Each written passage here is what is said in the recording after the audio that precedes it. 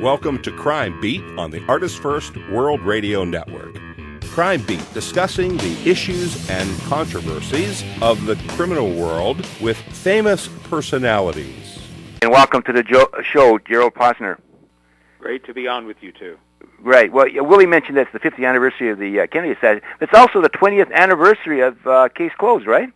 Yeah, it is 20 years ago that in '93, I timed it for the 30th anniversary of the assassination years ago, and could never have imagined that 20 years later that there'd be this type of interest, first of all, in the Kennedy assassination. And in addition, this is the year that I finally am publishing Case Closed as a digital book. So I guess I'm catching up to the modern age. It's as an ebook for the first time. It's only been in paper until now. Right. And what are your thoughts on this really seminal anniversary? 50th year anniversary. And here we are, still debating and still talking about, whether Oswald was the lone killer of the president. Yeah, well, look, since I put the book out, there have been people that have tackled the forensics again with new types of science. They've looked at the ballistics. We've had hundreds of thousands of pages of documents, millions of pages that came out from the Assassination Review Board. The Soviets finally opened up their files about Oswald's years in the Soviet Union. The Cubans opened up files about his visit to Mexico City. There's been a bundle of material that's come out. And if I had to rename the book, I would rename it Case Still Closed. There hasn't been anything in those 20 years, and I've challenged, those who think that I'm crazy by that conclusion, because like when Will says Posner believes it's Oswald alone, I know that a lot of listeners must be shaking their head and assume, oh, he's just crazy. That's absolutely garbage. But my theory is that Lee Harvey Oswald's the only assassin at Dealey Plaza that day who fired a gun and hit anybody. Now, the question is, did he do it for himself or did he do it for someone else? That's a much more difficult question. Right. Well, the way you explain it, it's so simple. Is that the reason why people have a hard time accepting, the lone gunman theory? Well, I think they have a hard time accepting the lone gunman theory for the same reason I did when I started my work back in the early 90s. I thought it was the mob because of one reason, and that was Jack Ruby's murder of Oswald. You've got the guy who's accused of killing the President of the United States in police custody, and 2 days later he's gunned down in the jail by a fellow who's got contacts to mobsters. And look at anybody, Ron, Will, you both would immediately think the same thing I would or any other investigator would. It's a mob hit. It's a silencing. There's got to be a conspiracy. So Ruby's murder of Oswald ruins it for history because it's the point at which you're often running on conspiracy theories. But there's one other thing. We aren't accustomed in the United States, or in most countries for that matter, for an assassination of such a high-profile person from a distance with a rifle. The only other one is James Earl Ray and the killing of Martin Luther King. Most of the time, assassins come up like they did with Hinckley and Reagan or Sirhan, Brenner with Wallace. They come up with a pistol. It's close. You tackle them at the scene. You know who did the shooting. You don't know if they did it as part of a conspiracy, but you know who the shooter was. With a rifle, where the assassin gets away in the immediate aftermath of the shooting, it's sort of like Days of the Jackal. It's what we've heard about with paid assassins. So it lends itself to the feeling that it couldn't have just been some amateur. It had to be a professional hit. Then the guy is killed, and then the autopsy gets botched. The CIA and the FBI lie to the Warren Commission to protect their own asses. No wonder everybody thinks it's a conspiracy. and you were quite young when the assassination happened. Do you recall? Everybody that can remember it, remembers graphically where they were. Do you remember that? Yeah, I do. People, I guess, they say generations have different snapshots. So some generations know only 9/11, and then some remember the Challenger. I was in the 4th grade in a Catholic school, St. Vincent de Paul in San Francisco. It was very traumatic in our Catholic community because he was the first Catholic president. I remember the class and our parents coming to pick us up that afternoon. But I also am a great skeptic of sort of what I call oral histories. People whose memories change over time. You have a memory of what's called a flashbulb event takes place, like a traumatic event, and then it's embedded in your mind. But over the years, you talk to other witnesses, you see films, you read books, you see documentaries, and you can pass a lie detector test that what you remember today is true, even though if you saw a videotape of what happened, it's not. So I have a clear memory of that day, but I'd love to really have it taped because I have no idea if my memory is correct. But what's interesting is I ran across a Publishers Weekly article. You weren't really an assassination buff, right? You weren't driven by being an assassination person that was really interested in the whole thing of the phenomena of the assassination.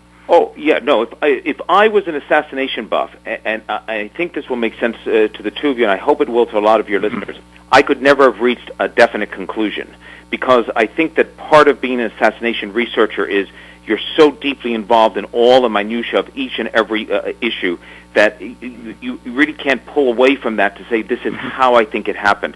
You have to be an outsider who comes in with an interest in the case, have a feeling for what you think it is. I thought it was the mob, but then let the evidence lead you to the conclusion, and then be somewhat, the word's not crazy enough, but be, when you reach that conclusion, be able to state it, because I know that there are, other reporters who may have felt that was right, but they would never have put their neck out on the line, in essence, to say Oswald alone, because they would have been afraid that 5 years later there was a deathbed confession from the one mobster who says, that's all wrong, here's the truth. I've always said, I believe this is the historical truth. If somebody has new evidence, bring it to me. I'm willing to look at it. Right. Well, I'm looking at here, and the book hasn't been revised, right? There is a new forward that. Yeah, I saw that, but I mean the actual what you wrote. No. It's still here. I mean, it's still the same book that came out in 1993, which is quite remarkable.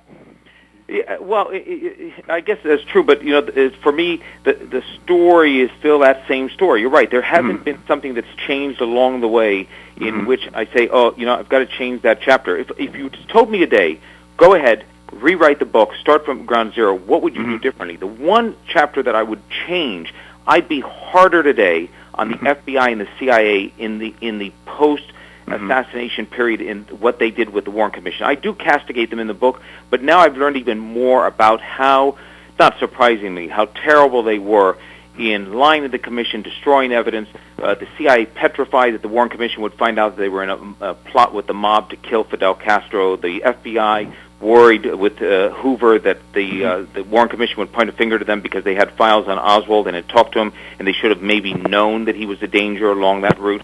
So both of those organizations really, trying to serve their own interests, did everything but serve the interests of truth. Right. You mentioned Ground Zero. How did you go about researching this book? I look at some of these pages, and it's like there's like 1/3 footnotes. In this thing, and it's such a incredibly complicated, or it seems that way to me. I look on the outside, but as a writer, I'm also interested too in how you did this. It's just amazing to me is how you put this book together. So, how did you go about constructing this massive case that said Oswald did it alone? Okay. For me, it turned into not an easier story, but a more straightforward story of telling it, because Oswald became a key character. You may remember a book years ago put out, I think it was Mafia Kingfish. Right. Marcello, everything else was a big best-selling book. By a guy named Davis. That's right, exactly. I think Oswald is mentioned in there, because it also talks about the fact that the mob killed Kennedy. I think Oswald comes up like page 120, 130, 140. What I'm saying is Oswald's not the story. It's instead about Marcello, Trafficante, about the Mafia, and then Oswald's sort of a stick figure who comes in at the end. You have no understanding of him or why he might have killed the president. For me, the first quarter of this book, at least, is a biography of Oswald. There's a later, shorter biography of Ruby, and I try to tell that story chronologically for Oswald, and then also chronologically in terms of the assassination. So the footnotes come along, because at every point along those stories, there's some conspiracy issue related to them.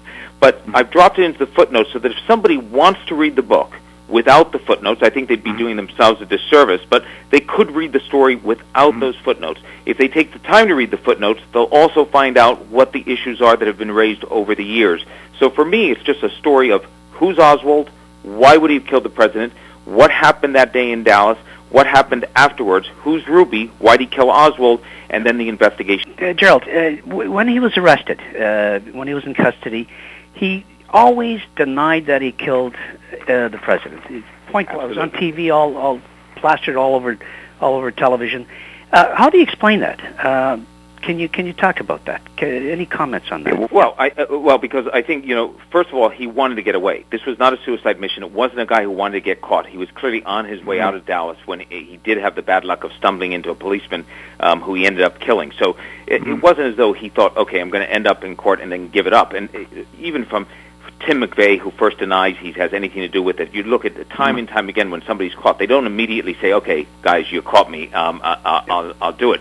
He was having the time of his life because he doesn't know his life's ending 48 hours after he's been picked up. As far as he's concerned, it's almost like the Cheshire cat who swallowed the canary. You can see it almost in Oswald at one point when he's holding up his two hands and he has the cuffs on. He's got almost that little sly smirk on his face. He has finally done something. This is a kid who moved 21 times when he was growing up, 16 different schools, who went into the Marines because he thought it would change his life, and they thought he was gay. They threw him in the shower. They called him Mrs. Oswald. He hated it. He went to Russia thinking that he would be a hero because he was an American who defected. They gave him a psychological test, thought he was nuts, and moved him out to the provincial capital of Minsk. When he came back to the U.S., he couldn't hold a job. He decides to create a pro-Castro organization. He's on the streets of the hottest city in America, New Orleans, in the summer of '63, giving out his admissions to join his Castro organization, and he doesn't get one member. He's never succeeded at anything, but he has succeeded at something at the end of his life. At 24 years of age, he's managed to throw a cog into the machinery of government. He's killed Jack F. Kennedy. Nobody can take that away. We're talking about him 50 years later. He would love that.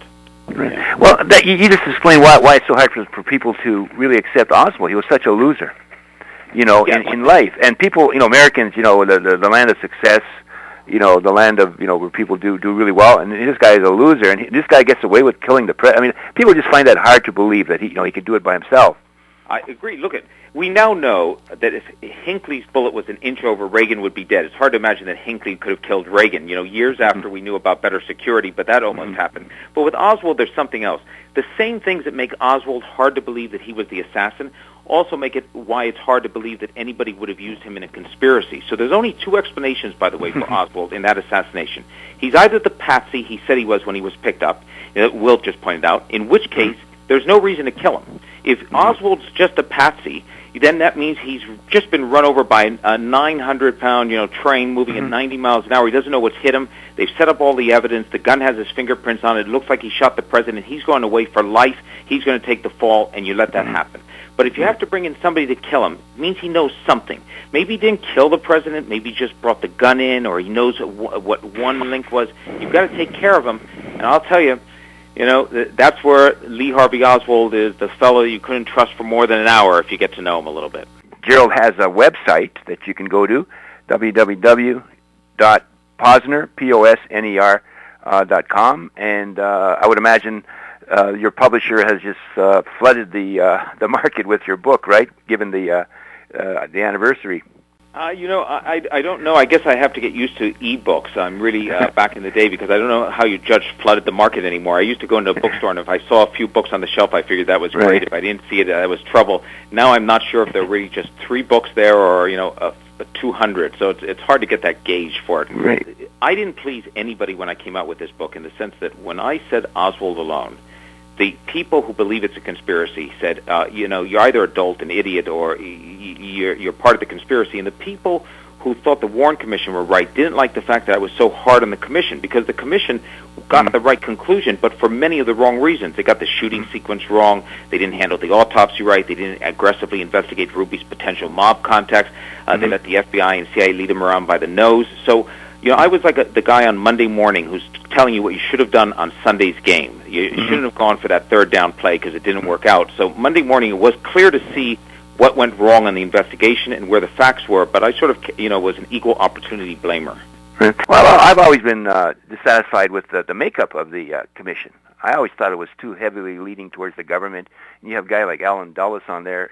Come on, on that sort of thing. So, just that alone creates, I would imagine, suspicion.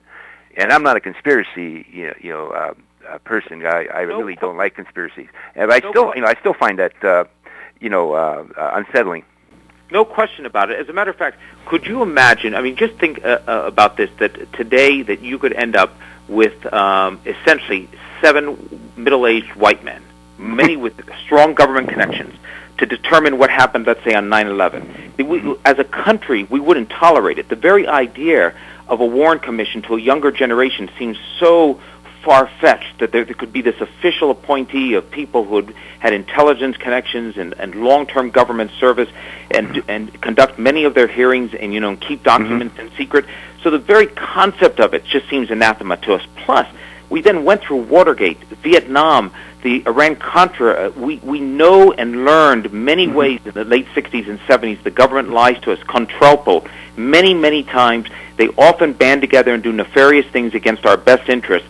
So it's not surprising that a government-appointed commission coming to a conclusion that seemed at the time somewhat incredulous would get very little support. Yeah, well, that's very interesting because I was doing some research, and most people accepted the Warren Commission at first.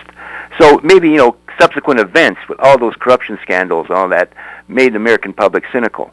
And maybe that was probably the reason why, people started to change their minds about the Kennedy. But in the beginning, it was, even though the Warren Commission had a lot of flaws with it, it was still accepted. Yes, you're right, and in part because there was no counter theory. And then what I think happened also, Ron and Will, is that some of the first writers came out who were questioning, legitimately so, the many questions they saw. So Mark Lane did that book, Rush to Judgment, a seminal book. Howard Weisberg did his 6 books. You had Epstein on Inquest. And so those books started to, people read them and they said, you know what, that's interesting. There are really questions and doubts here. What about that? So I think that put the pressure on and started to slowly change people's minds. And then we haven't really mentioned Oliver Stone's movie, right? And of course, film has a much more powerful impact on public's consciousness than books does. And that that had an impact too, right? People really started to think conspiracy after that.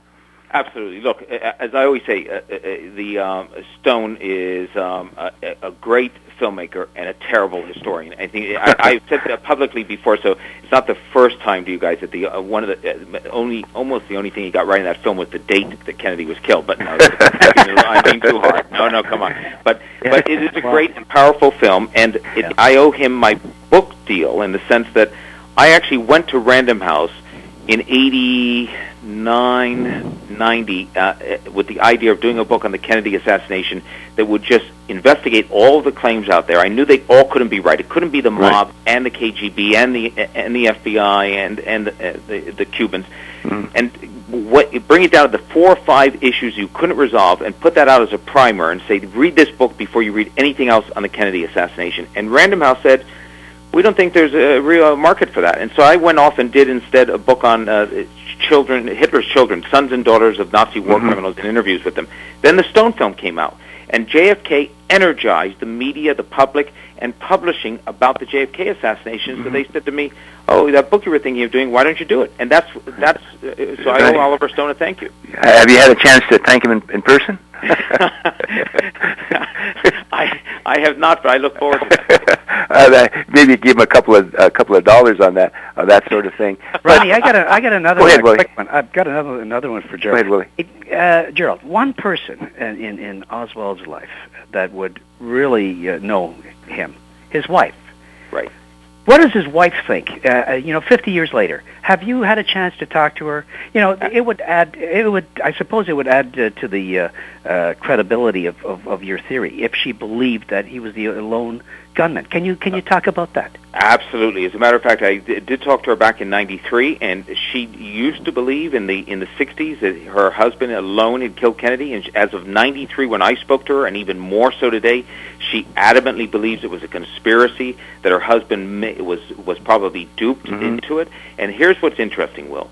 So what I did is I pulled back and I asked her, these are the things that are absolutely critical. What does she know from what she saw? For instance, she says she took the backyard photographs of him in that black outfit holding the rifle, the very famous photographs. Some people say they're fake. She says she took those. She was with him in Russia. She said she was the one who he confessed to that he tried to kill General Walker a few months before, and it was her insistence they went to New Orleans. So there are a number of things. She has that dramatic recounting of that night before the assassination of the argument they had where she wouldn't go back with him. So what does she know from her own knowledge, where she participated, or why does she believe it's a conspiracy? Is it something she knows that she didn't tell the Warren Commission or the FBI? And when you ask her that, what you find out is no, it's nothing from her own knowledge. It's from what she has been told and read over the years. She's now convinced the shots couldn't have happened in the necessary amount of time. Well, there's more money in conspiracy than there is in a simple theory like you've propounded. Today, her ring that Lee Harvey Oswald bought for her sold for $118,000. I didn't Marina know. sold I that knew today. it was up for sale. I didn't know it sold. Yeah, it was sales today. So she probably realized that, hey, agreeing with this guy named Posner is not really good for my bank account. But I will say this: when I first finished Case Closed, I was very hard on a lot of the conspiracy researchers because I thought that some of them were just cashing in. But I've changed my mind on that over time, and I now believe that 99.9% of them are honest, industrious. They absolutely adamantly disagree with me. Some of them don't make it personal, which is great, but a lot do, Gerald. And a lot do. That's true. Because I have an arrogant title. I understand Case Closed. Calling it It's very arrogant. Very arrogant. Yeah, I understand that. I didn't put a question mark after the title, so I get that. So I've asked for it in a bit, but still, but I think that they're absolutely sincere. They really, truly believe it's a conspiracy. I think they're wrong, but they do. And I think in her case, she also thinks that. She's not, to Marina's credit, she has never gone on, you've never seen an Oswald reality show. You've never seen a Marina. Mm-hmm. She hasn't become a Kardashian. She didn't go ahead and, do some crazy thing on, cable channel. Mm-hmm. So she's kept her dignity as well. And, if she's selling something, she's never made big money or anything else from it. Mm-hmm. More power to her in that sense. But I do agree that people are cashing in on this anniversary. Right. But I remember graphically seeing her on TV on NBC when your book came out, and I remember she was hysterical, and I'm saying, what is this? And then who's this guy Posner, and all that sort of stuff, and all these people came on just attacking you like crazy, and it's continued for 20 years, right? Well, it lessened. It sort of died off, I guess, as the case went on. Then Vince Bugliosi did a book, there was 1,200 pages of that said Oswald did it, and so he took some wrath for a while. It's back up a little bit on the 50th anniversary. I think that, Harold Weisberg, who I really respected, who helped me, I was at his house getting material from him. He was an amazing, prodigious researcher and fought like crazy to get files released from the Freedom of Information. He did a number of books called Whitewash. He wanted me to do a book unmasking Mark Lane as a fraud. He thought always that was the story. Well, so when I did a book that wasn't that, not only was he disappointed that it wasn't a book about Mark Lane, but that I concluded that it was Oswald alone, the craziest possible conclusion to Harold was cause for fury. He ended up writing a book called Case Open, which is really, I think, about 140 pages thesaurus of every way you can say scurrilous about somebody. I mean, I understand that there were people who were very, very upset with the fact that, I came to that conclusion. But I will say this, one thing, I'm sorry to just interrupt. No, go ahead. One charge that got me the most was people who said, Posner's just cashing in. He's decided if he goes with Oswald alone, the mainstream media will come in and support him because, they've never investigated the case, and he'll sell a bundle of books, and that'll be great. And I have to tell you, two things. First of all, Ron, you especially as an investigative reporter, no. Could you imagine going out to investigate a case like the Kennedy assassination or the King assassination or Bobby Kennedy and saying, I think there's money to be made in saying it's just Sirhan. Or, I'll shock them all. That'll be a great story for my career. But more than that, the idea that, I didn't believe it, and I come to that conclusion because I thought that was somehow the best. One thing, you may say I'm wrong, you may adamantly disagree with me, I'll argue with you all day long on the evidence, but this is what I think is the historical truth, and I'm sincere in that conclusion, as sincere as they are when they think it's a conspiracy. Right. But Posner, you're bad for business. Yeah, that is true. Probably that is true. There has not been. I haven't seen a big conspiracy book in a while. Although I think Philip Shannon, who used to write for the New York Times, has a book coming out any day that he claims has a blockbuster about the Kennedy assassination. So I'm looking forward to see that because I'm always wondering about the. Yeah, well, I'm actually reviewing a book, considering whether to publish it or not. And it sort of summarizes the evidence, all the evidence for Oswald, which is kind of interesting. And I don't know whether we'll publish or not, but I thought it was a well-written book and had a lot of good information on that. One of the things that is interesting to me is why has there never been consensus on who fired the fatal shots? You mean? You mean as to that? The researchers, like you and other people that have written about, and you explained it so well, but it's still, you have a hard time convincing a lot of researchers. A lot of people. Well, I think the reason is that, two things. First of all, the autopsy was bad. You would think that the autopsy of the President of the United States would be the best friggin' autopsy ever conducted. They'd have forensics pathologists in there who were the best. But, Jackie on that plane back said, had a choice of hospitals, said Bethesda, because Jack's the Navy man. And they got those guys in, Humes and everybody else, and they weren't really pathologists. They had done some autopsies before, like Fink, but they weren't that great. And boy, their work shows that. So the autopsy wasn't that brilliant. And then, and people were criticizing the autopsy doctor for a number of years. People would dismiss it and say, "Oh, come on, it had to be a great autopsy." When we finally found out the details, everyone was shocked.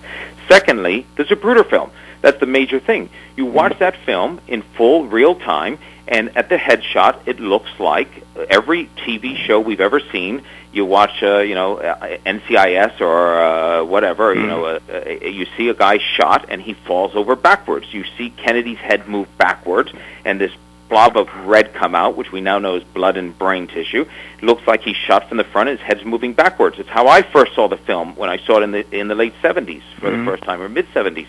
It's only when you slow it up and you examine it and you have ballistics guys look at it and then see how the bullet actually comes in the high rear portion of the head and blows out the front of his head so that he literally loses almost 25 or 30% of the forward part of his head and skull, and that tremendous blowout forces his head to move in exactly the position you see on this Zapruder film, that you understand that's a rear shot. But I understand how, to many people who have never studied it, it looks like he's shot from the front from the grassy knoll. Right. Yeah, Gerald. What about experts who fired the same gun that say 3 shots in that time frame, in that time situation, could have never murdered the president? Yeah, your comments on that? Ron, I've even seen Army snipers say, "Oh, it's impossible to make that shot. It can't be done." First of all, the Warren Commission got the shot sequence wrong. They thought the first bullet hit Kennedy, and that gives Oswald 5.6 seconds. That's a tough time to do the 3 shots in, but guess what? CBS in 1964 redid a documentary in which they had guys go up at moving targets, and 3 of them were able to do that in that time span. But the commission missed it. It's the first shot. Almost everybody agrees on that now. They can see it on the Zapruder film and the slow-ups that misses.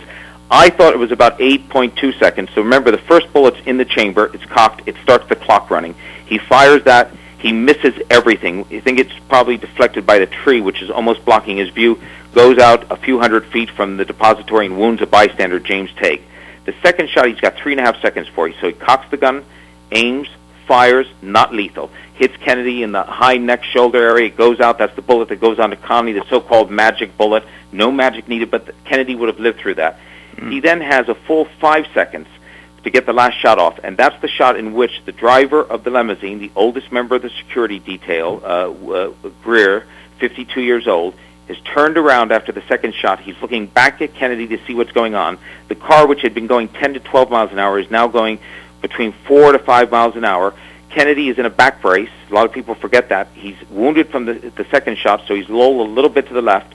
No one's doing evasive maneuvers. He's not going down. Oswald gets the straight-on shot and almost misses. 1.5 inches higher, he misses. Kennedy lives, and he goes into the history book as a wannabe assassin. He catches him in the high right rear portion of the head. It's a fatal shot.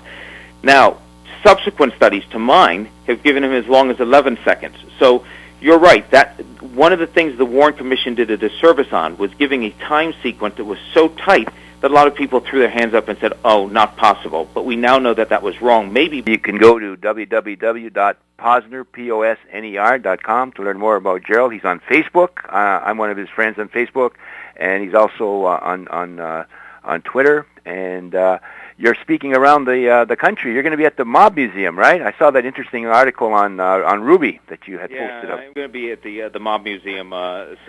With Blakey, G. Robert Blakey. Oh, wow, that's going to be interesting. Rico. Yeah, and who believes it's the mob, and then a writer who thinks that it was the CIA, but, Blakey was the chief counsel for the House Select Committee on Assassination, so I'm in hallowed ground. I'm on his territory in the Mob Museum. You're pretty good fighter, I'll tell you that, to do that. But do these people gang up on you when you go in? You may have one guy like on the Mafia, one guy at the CIA, and then there's poor Gerald Posner sitting there defending the lone gunman theory. Well, occasionally it can feel like that. It can sometimes feel like lonely turf. But the great thing is, I do have, though, a feeling for how it took place. You can disagree with that, but there are people who say, no, it's a conspiracy, but they can't actually tell you 50 years later how it happened. What took place? How was the conspiracy done? For instance, I often say, look, Oswald went down to Mexico City in October of right before the assassination. He tried to go to Cuba. He didn't get a visa. He was turned down by the Cuban embassy twice and the Soviet embassy. If he'd gotten the visa, he would have been in Cuba on November 22nd. There would have been no assassination with Lee Harvey Oswald, no matter how he was involved. But he came back to Dallas. So at that point, if there was a conspiracy to kill the president, the conspirators had to bring Oswald into the plot. So whether it was the Mafia, the CIA, the FBI, the Russians, whoever, they now knew Oswald was back in Dallas, and he got a job at the book depository. So the question is, when was he brought in? He wasn't living on his own. He was living with a group of guys at a rooming house. And they all said, by the way, he never got any visitors. He'd made a telephone call once every day or once every other day in a foreign language. They got the telephone records. It was to his wife, Marina, who was living outside of Dallas with a friend. So the point is, the challenge I've laid out is, show me where he was brought into a conspiracy. You can't do it telepathically. You have to have had some point in which the conspirators reached out to you and said, now we need you to do this. And that's always, I thought, what's missing. I have no doubt, gentlemen, you do a lot of programs, and you have in the past, and you're both experts on organized crime. I have no doubt that there were mobsters who would have pinned a medal on Oswald, and there were mobsters who wanted him dead. They may have even sat around a table and said, let's kill that no-good president. But I've always said that Lee Harvey Oswald beat any conspiracy to the president on his own. He wasn't their boy. We think in this country, because one person killed the president, Oswald, and another group like the Mafia wanted him dead, that Oswald had to be their guy. But in this case, he got there before him. They would have pinned a medal on him, but he wasn't acting for them. Yeah, right. Gerald, did Bobby and Ted Kennedy believe it was only Oswald? I think that Bobby in the beginning thought that it was very likely the mob, that they had come after his brother, and he looked into it. Bill Romer talks about this and others at the time, and there are people that believe that Bobby would have pursued it if he had been elected president, and therefore he was killed because that's what he was going to do. I think there also is very strong evidence that he came very reluctantly to believe that in fact it was Oswald and that had happened. For Teddy, I don't know. And what is the biggest mystery still left, as far as you're concerned, that hasn't been solved to your satisfaction? Well, I guess it's a sub issue of the case, and it probably will not be solved. I've concluded in my book that Ruby acted for his own warped motivations, thinking that he was going to be patted on the back and be told, Jack, you did the right thing. You killed that no-good, rat who killed the president. And in Jack's world, that's how things took place, and it would be all right. He never thought he'd go to prison. But there was a time when I was chasing, it didn't get into the book, and this was the one thing I could not nail down, chasing a story in Dallas that Ruby was a conspiracy, that he had been brought in by the police, and he knew the police very, very well, and that they had arranged with him to come in and kill Oswald in revenge, not for the president, but because Ruby had killed Officer J.D. Tippit. The Dallas police weren't big fans of Jack Kennedy. Dallas wasn't a big fan of Jack Kennedy. And although they were upset the president was killed, they were much more upset than the first police officer in years had been killed, Tippit. They were about to give Oswald over to the sheriff and lose custody of him. And for a while I had chased a story that they may have let Ruby in to kill him, not for JFK, which is hard to imagine, but for J.D. Tippit, but I could never nail that down. So for me, that was the lasting mystery. Conspiracy with Ruby, possible, but not for Kennedy, if that makes sense. Right. I remember, didn't LBJ say they love you here in Dallas, Mr. President? Yeah. He was trying to convince him that it was good to come down. Yeah, and she turned around and said that to him in the car. There's no question Dallas was not a friendly place for him. Not just Dallas, all of Texas. Texas was not friendly. And so what do you have? Guys, you know this. What's the first question you ask if somebody's killed? You say, who had the most to gain? So that means in every presidential assassination, the number one suspect has to be the vice president. And in this case, it's a VP who doesn't like Kennedy, who was on the ticket, only sort of at the last minute challenged by the Kennedys.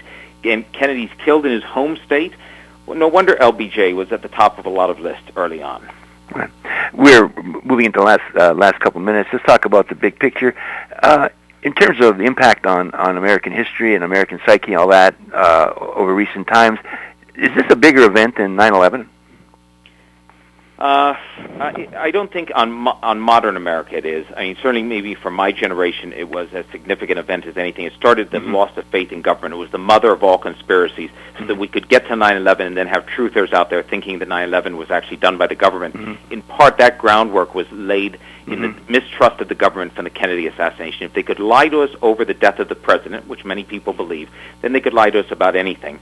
And I think that 9/11 has changed our lives more. The loss of liberty that we have, the loss of privacy, the ability of the NSA to come in and spy on Americans as well as on just about everybody else, that we've given these rights up so freely because of the fear of terrorism, that 9/11 has changed the world we live in, and not for the better, much more than the Kennedy assassination did. It's had a much worse effect, I think. Right, we're going to have to stop there, Gerald. Thank you so much for coming on the show. This has been a real pleasure, and it's been a really enjoyable conversation. I know our listeners enjoyed it.